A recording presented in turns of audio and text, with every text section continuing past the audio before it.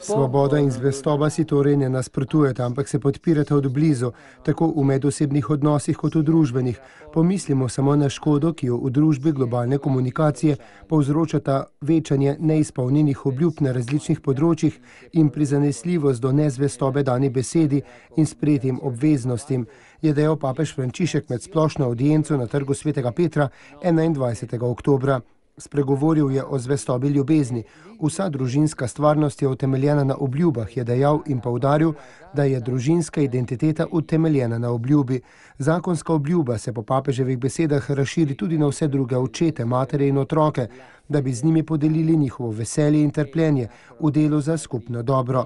Družina, ki se zapre sama vase, je protislovje sama sebi, je osramotitev obljube, iz katere se je rodila in ki ji daje živeti, je bil odločen sveti oče. Po njegovih besedah je v družbi treba povrniti vrednost zvestobi v ljubezni ter iz anonimnosti povleči vsakodnevne čudeže milijonov mož in žena, ki vedno znova obnavljajo svoj zakonski temelj, iz katerega živi vsaka družba in ki ga ne more zagotoviti na noben drug način. Tudi cerkev naj bi po njegovih besedah v družinski povezanosti najprej našla blagoslov, ki ga je treba varovati in se od njega učiti.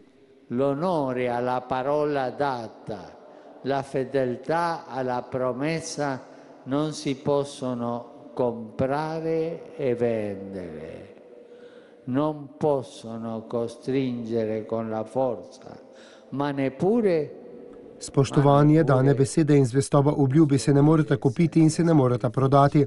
Ne moreta se izsiliti in niti se ne moreta varovati brez žrtvovanja. Nobena druga šola nas ne more naučiti resnice ljubezni, če tega ne stori družina.